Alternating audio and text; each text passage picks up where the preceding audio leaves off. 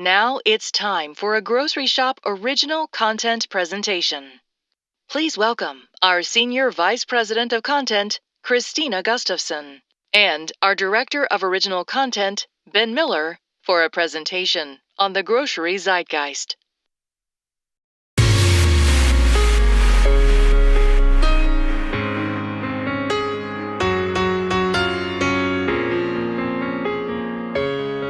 Hey, good afternoon, everybody. We hope you're enjoying your time exploring our grocery store and that our oversized fruit and agenda alike are filling your imaginations and head with business insights. So for the next 20 minutes or so, we invite you to join us on a new journey, a sweet adventure through our very own Candyland. Yeah, that's right. We're going to guide you through the peppermint forest and up Gumdrop Mountain to help you make sense of the industry's winding journey of digital transformation, as well as highlight 4 major trends that we see transforming its future. And these 4 trends are influencing the purchase journey, unlocking generative AI in grocery, the drive for efficiency and profitability, and next generation physical stores. Yeah, that's right. So let's go ahead and begin our journey today right alongside our consumers, and in particular by focusing on how to influence them along their purchase journey. It's a topic that's been significantly disrupted over the past couple of years by the explosion of retail media. At the same time, though, we're really just at the starting point for what this offering is really going to do to transform our industry. Now, much of the focus on retail media to date has really been on focusing on influencing shoppers at the online point of purchase. But for nearly 90% of grocery transactions that happen here in the US, the point of purchase still occurs in a physical store. It's clear then that one of the most significant developments that's going to be happening over the next 12 to 24 months is going to be the proliferation of digital retail media in a physical box. In fact, we expect in-store retail media is actually going to be at the epicenter of initiatives to digitize the store.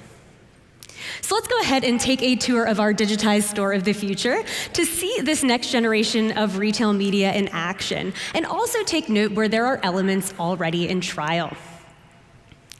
As we enter the store, we'll collect a smart shopping cart. The digital screens provide a new media opportunity that's personalized based on loyalty data that's gathered when I scan my loyalty card to unlock the cart.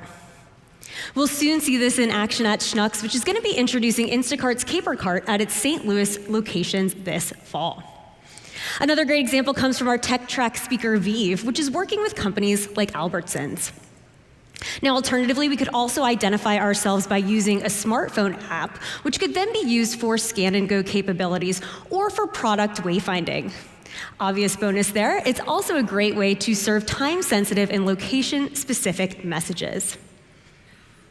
We'll keep moving around the store, and we see electronic shelf edge tickets that offer branding and promotion opportunities, like what SDS and Magotag have live over in London. Many retailers are also starting to place large digital displays around their stores, which have the potential to be added to retail media inventory, sort of like what you see here with Tesco over in the UK. And while we're talking in-store broadcast, Walmart Connect announced in June that it's going to begin offering advertising slots on its in-store radio. As we move around the store, chilled unit doors provide a dynamic media opportunity for digital smart screens. We saw Cooler Screens announce a rollout to 500 Kroger locations in May. Now, the messaging on these screens can already be tailored to local store demographics or time of day, but personalized messaging that's triggered by geolocation from a mobile app could very well be next. Next generation in-store sampling, like this example from our tech track speaker Friosk, requires smartphone activation, linking a digital profile to in-store activity. And then finally, as we leave the store, banks of digital screens offer one last opportunity to drive impulse purchase at the self-checkout, like this example here coming to us from Mars Wrigley all the way in Poland. So suffice it to say, if retailers see any sort of opportunity to add a digital screen to their stores, they're probably going to take it. But all jokes aside, a recurring theme here is that many of these technologies have the potential for segmented, targeted, and eventually personalized messaging that unifies the shopping experience across channels. Now, the challenges from these added capabilities is that they're also going to accelerate a blurring of the lines that e-commerce teams have already been experiencing. Other challenges include the need to more closely align brand and trade marketing spend, and the recognition that it's going to be a lot harder for this next iteration of retail media to generate closed-loop attribution. It's also going to mean that marketers increasingly take a seat in commercial negotiations, widening relationships, and also requiring new skill sets. Of course, another risk here is that retailers and brands focus too much on influencing at the point of purchase and miss opportunities higher up the purchase funnel. It's particularly a risk when it comes to influencing younger shoppers. This brand new data coming to us from Insider Intelligence shows that Gen Z and millennial grocery shoppers are more than twice as likely to be influenced by social media when it comes to discovering a new grocery product. It's important then for CPG companies to continue investing in top-of-funnel channels, like social media, in order to generate demand, and for retailers to also be supportive of these efforts to lift all boats. So as we close out this section, here are 3 key takeaways. First, new customer engagement methods that are becoming familiar in an online setting are increasingly going to be adapted and rolled out in a physical store experience, with the digitization of the physical store being led by retail media. Second, while the current focus for retail media is rightly on efficiency and returns, in the longer term, investment's going to hinge on unique and differentiated propositions. And third, while it can be tempting and sometimes a little bit fraught with pressure to shift more and more marketing dollars toward retail media, CPGs and retailers alike should continue to support top-of-funnel opportunities, particularly to capture sales from younger consumers. Absolutely right. Thank you, Krystina. Now, from the sweet treat that is retail media, let's now take our powers of imagination and consider the other big talking point of the show so far, the generative AI opportunity in grocery. You know, it's astonishing how generative AI has exploded into our collective psyche over just the last few months. You know, for some, Gen AI is the next paradigm-shifting digital technology on par with the internet or smartphones, whilst for others, it's just the latest tech to be running through and over its hype curve. So let's take a step back and unpick the short and longer-term opportunities, specifically of generative AI for the grocery and CPG industries. Right, just to ensure we're all on the same page, by generative AI, we mean new types of artificial intelligence that take a range of data sources and use them to generate completely new output. And that could be text, code, images, or video output. And we've identified more than 20 specific ways generative AI could transform grocery and CPG. Now, don't worry, I'm not going to go through them all one by one, but rather let's categorize them and then look at some timescales for implementation. So the use cases fall into 3 categories: improving productivity and efficiency, enhancing the shopper experience, and enhancing creativity. And which retailer or brand isn't constantly seeking to unlock these objectives? And what excites us is that Gen AI has the potential to deliver against these simultaneously. There's already some huge productivity and efficiency unlocks that are available today. Walmart, for example, has already announced it's providing over 50,000 non-store employees with their own Gen AI-powered assistant. And there's extensive use cases for prioritizing actions from large data sets, such as customer feedback or call center logs. And the potential to automate the production, maintenance, and then ultimately personalization of website product information pages is truly exciting. Our second set of opportunities seek to enhance the shopper experience by unlocking some elements of personalization, like Ask Instacart's Smart Search or Carrefour's chatbot Hoppler, which is already live on its French e-commerce site. Then our third set of opportunities look to enhance creativity, generating copy and imagery at scale. You know, in grocery and CPG, Gen AI has the potential to enable brands to produce highly relevant, increasingly personalized, shoppable content on any channel or platform. It's what we call commerce everywhere. You know, we are, of course, still at a very early stage in our understanding and adoption of Gen AI, and debate rages on future requirements for legislation or limitations to govern its use. The first big concern is that without careful guardrails, it can generate unpredictable, biased, or just otherwise unwanted results. And the second concern is that it will eliminate many jobs. Many organizations are therefore creating internal guardrails and senior sign-off processes. And it's a tricky balance between value creation and risk management. How to be slow, measured, and purposeful in strategy, yet quick in product implementation. In the short term, this may lead many grocery businesses to focus on applications that will improve internal ways of working and those that contain human checks and balances. This is what we've reflected on our vertical axis with two clear and crucial call-outs. Firstly, in the world of Gen I, long term will often be months and not years. And secondly, recognize that some of your competitors or partners may not hold back from jumping in and unleashing tools where the technology is exposed to customers unfettered. So here's our 3 quick takeaways on Gen AI in grocery.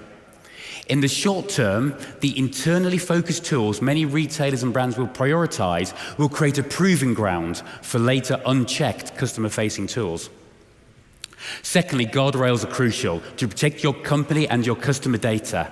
However, this must be balanced with creating a positive culture of experimentation to ensure you're not left behind with this potentially transformative technology. And thirdly, the ownership of Gen AI should sit at the very top of businesses with a clear and considered strategy. And from there, it should be spread right across an organization, not just sat within technology teams.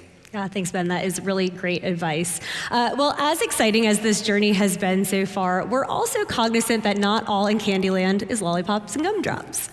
The combined pressures of inflation, negative unit growth, and a normalization of e-commerce trends are all coming to a head, which is shifting grocery retail investments from enabling new growth channels to driving the profitability of operations. It's a theme that's really being reflected across the whole of retail, as we just heard from Ritual and Curology, where VCs, startups, and e-commerce companies alike have moved away from that growth at all costs mentality. For the retailers here in the audience, what's most notable is that inefficient environment that we're operating in, one specifically where growth is being driven by inflation rather than volume, is expected to continue at least into 2024.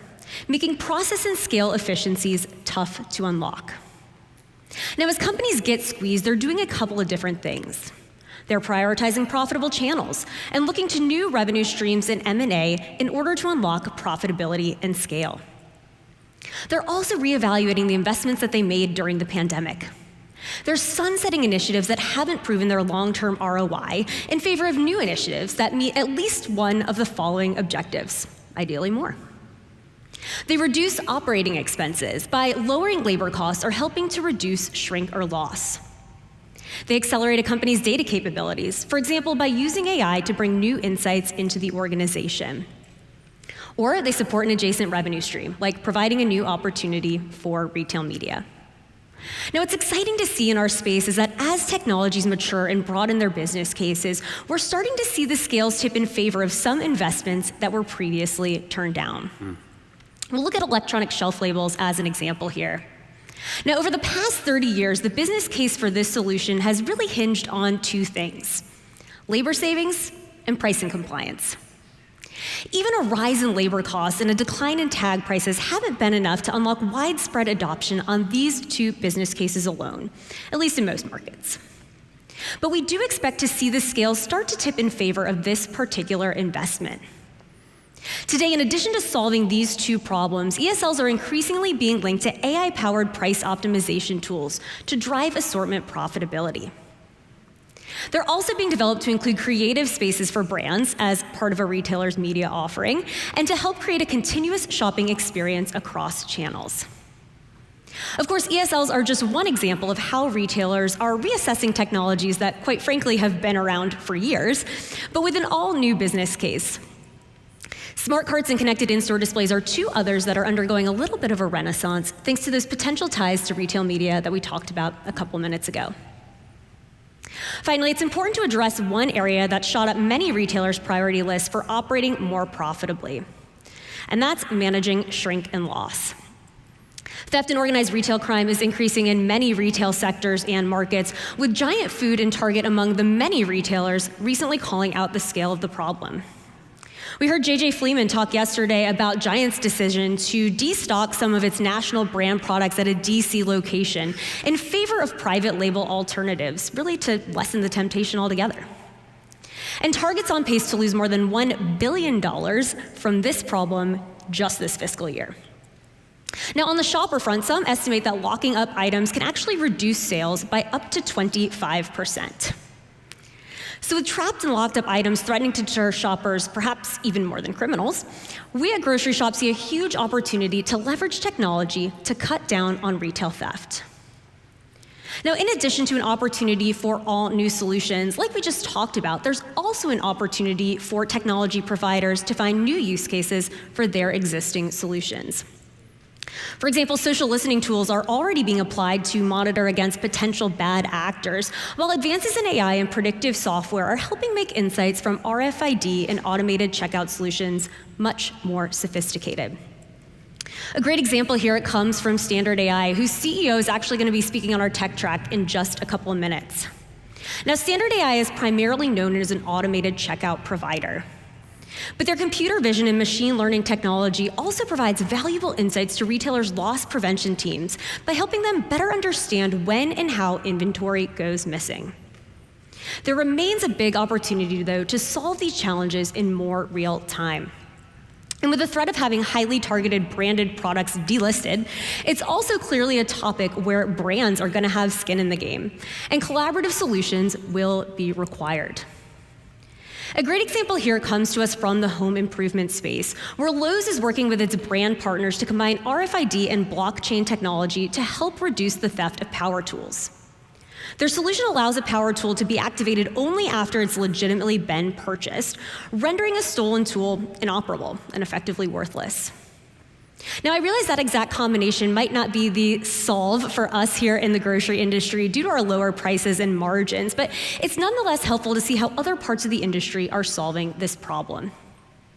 It's also going to be interesting to see if this threat becomes so big that it starts to tip the scales in favor of more controversial solutions, like facial recognition. So to wrap this section, here are 3 key takeaways. First, the investment climate shifted from enabling new growth channels to driving the profitability of operations. That's going to impact the types of solutions that retailers should prioritize now and at least next year.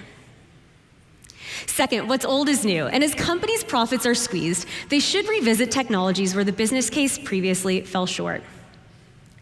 And third, there's a much-needed opportunity for companies to create or tweak tech solutions that prevent theft and also help keep store associates and shoppers safe.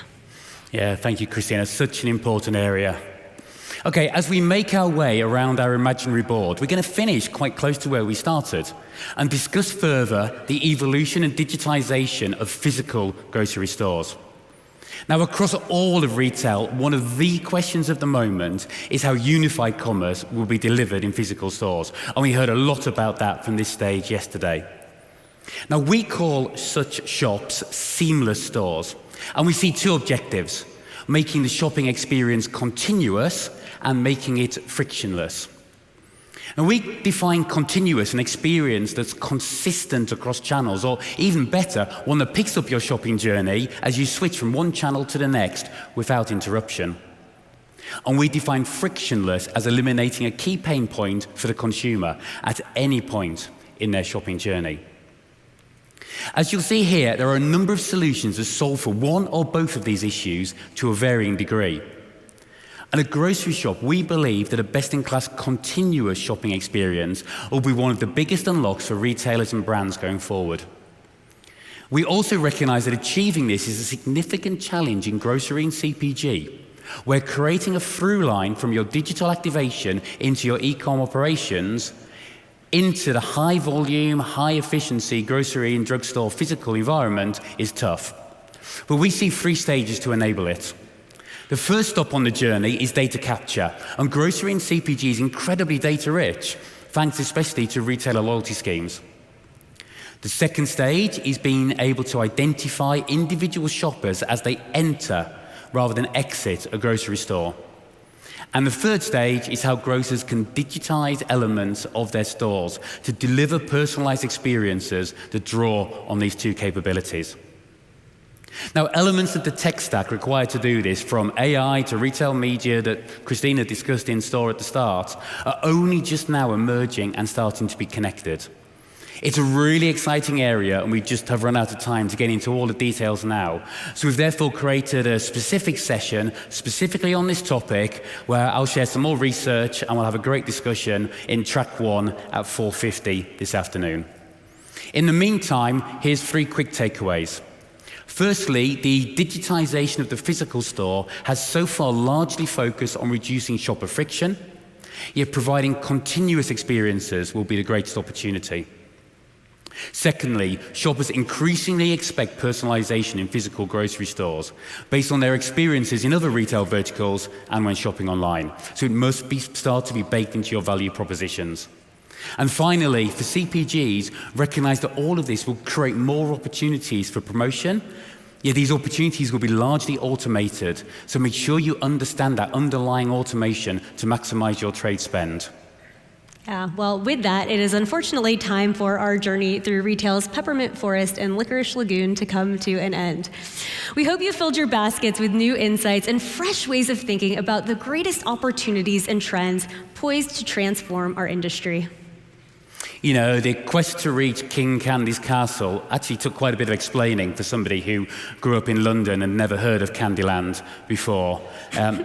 But what I can hope is that our insights will go in some way to help you all find your own golden ticket. Thank you. Thanks.